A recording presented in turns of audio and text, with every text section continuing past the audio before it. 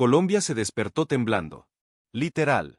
Un terremoto de magnitud 7.4 partió en 2 la mañana del 10 de agosto, y en cuestión de horas la cifra de muertos pasó de 74, a 111, a 169, y ya se habla de más de 240 personas fallecidas. Mientras el país entero buscaba sobrevivientes entre los escombros, un mensaje en X cambió el tono de la tragedia. Nayib Bukele acababa de anunciar algo que muy pocos gobiernos hacen tan rápido. En los próximos minutos te cuento exactamente qué pasó, ciudad por ciudad, y qué fue lo que El Salvador prometió que sorprendió a medio continente. Todo comenzó a las 7:34 de la mañana, hora local de Colombia. El epicentro se ubicó cerca de San José del Palmar, en el departamento del Chocó, a más de 100 kilómetros de profundidad. El Servicio Geológico Colombiano confirmó una magnitud de 7.4, la misma cifra que calculó de forma independiente el Servicio Geológico de Estados Unidos. Fue el sismo más fuerte que ha sentido Colombia en la última década, y se sintió en 16 departamentos del país, incluida la capital, Bogotá, a cientos de kilómetros del epicentro. Para entender por qué un temblor con epicentro tan profundo se sintió con tanta fuerza en tantas ciudades, hay que entender un poco de geología. En el occidente de Colombia, una placa oceánica avanza por debajo del continente a un ritmo de entre 55 y 60 milímetros al año. Esa presión se va acumulando durante años, y cuando se libera de golpe, en eventos profundos como este, la energía se distribuye de una forma distinta a la de un terremoto superficial, lo que explica por qué se sintió tan lejos, y según reportaron varios testigos, porque el movimiento pareció durar una eternidad. De hecho, el momento sísmico liberado por este terremoto fue 25 veces mayor que el del Chocó en 1995, y 150 veces más alto que el del Eje Cafetero en 1999, uno de los desastres naturales más recordados en la historia reciente de Colombia. El Servicio Geológico de Estados Unidos calculó que alrededor de 1,5 millones de personas experimentaron niveles de sacudida capaces de causar daños estructurales, especialmente en edificaciones de mampostería no reforzada. Los daños fueron devastadores. En Manizales, la torre de la catedral se vino abajo por completo, uno de los símbolos más fuertes de la magnitud del desastre. En Cali, varios edificios colapsaron, entre ellos un motel donde vecinos y paramédicos se convirtieron en rescatistas improvisados, escarbando entre los escombros con sus propias manos antes de que llegaran los equipos especializados. Hubo daños graves en viviendas, hospitales, escuelas, carreteras y aeropuertos en distintas zonas del occidente y centro del país.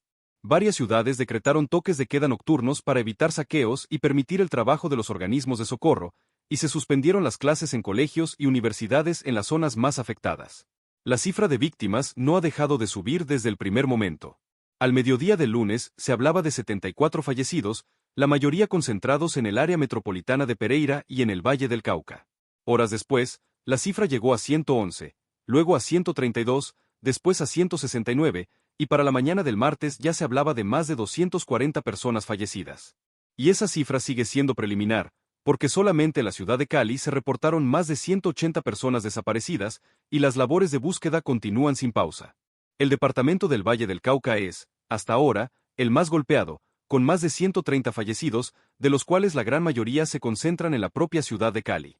El gobierno colombiano activó de inmediato un puesto de mando unificado desde la Unidad Nacional para la Gestión del Riesgo de Desastres, y desplazó ministros y equipos de emergencia hacia las zonas más golpeadas. Vale la pena mencionar que el presidente Abelardo del Espriella apenas había asumido el cargo el 7 de agosto, es decir, solamente 3 días antes del terremoto, y tuvo que asumir personalmente el liderazgo de la respuesta a esta emergencia desde su primera semana de gobierno. En Cali, más de 200 rescatistas, junto con refuerzos del ejército, de la Armada y equipos caninos especializados, han trabajado incluso durante la noche, usando linternas, buscando sobrevivientes atrapados entre los escombros. Uno de los momentos que más conmovió al país fue el rescate de una joven identificada como Diana, encontrada con vida debajo de los escombros, un símbolo de esperanza en medio de tanta destrucción. La respuesta internacional no se hizo esperar. Estados Unidos, México, Ecuador, Chile, Perú, Panamá, Argentina, Brasil, Venezuela, Israel, España, Italia, Cuba, Bolivia, Guatemala y Ucrania ofrecieron algún tipo de ayuda a Colombia en cuestión de horas. El presidente de Ecuador, Daniel Noboa, puso a disposición apoyo logístico y un equipo especializado de búsqueda y rescate. La presidenta de México, Claudia Sheinbaum, también confirmó que su gobierno estaba dispuesto a brindar cualquier apoyo necesario. Hasta figuras públicas como Shakira y el grupo colombiano Morat enviaron mensajes de solidaridad que se volvieron virales en redes sociales. Pero de todos esos países, hubo uno que no se quedó solamente en las palabras. Y ahí es donde entra Bukele. El mismo lunes, Apenas se conoció la noticia, el presidente salvadoreño publicó un mensaje expresando condolencias y reconociendo la capacidad de respuesta de las autoridades colombianas. Pero fue más allá. Dijo que El Salvador estaba en comunicación directa con Colombia y listo para apoyar de inmediato con equipos de rescate, médicos, paramédicos, insumos o cualquier otra ayuda que sus hermanos colombianos consideraran necesaria. Cerró ese primer mensaje pidiendo que Dios protegiera a Colombia y le diera fortaleza a su pueblo. Colombia respondió con una petición muy concreta y específica. No necesitaban personal de rescate, porque sus propios equipos de emergencia, médicos y cuerpos de socorro ya estaban desplegados y operando en las zonas afectadas. Lo que sí necesitaban eran insumos. Y ahí fue cuando Bukele hizo el anuncio que sorprendió a muchos. El Salvador enviaría 100 toneladas de ayuda humanitaria a Colombia, distribuidas en 2 aviones de carga.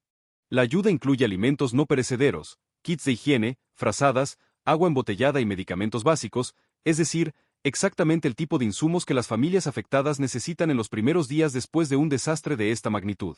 El primer avión partió la noche del martes 11 de agosto, y el segundo salió al día siguiente, miércoles. Bukele también dejó la puerta abierta a enviar más apoyo si Colombia lo solicita más adelante, y aseguró públicamente que su gobierno seguirá pendiente de cómo evoluciona la emergencia en los próximos días. Y ahí está la verdadera sorpresa de esta historia. Mientras muchos países todavía estaban en la etapa de ofrecer ayuda en un comunicado, El Salvador ya tenía 100 toneladas cargadas y en camino, en menos de 24 horas desde el terremoto. Ese tipo de rapidez, con anuncios directos en redes sociales y sin tanto protocolo diplomático de por medio, se ha vuelto una especie de sello característico del gobierno de Bukele, algo que la audiencia internacional ya empieza a reconocer como un patrón cada vez que ocurre una emergencia en la región.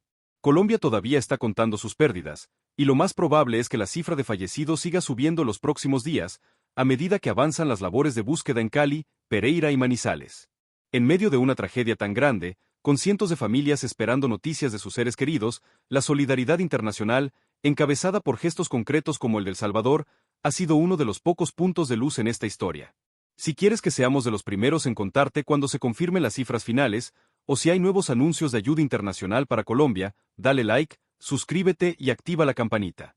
Nos vemos en el próximo video.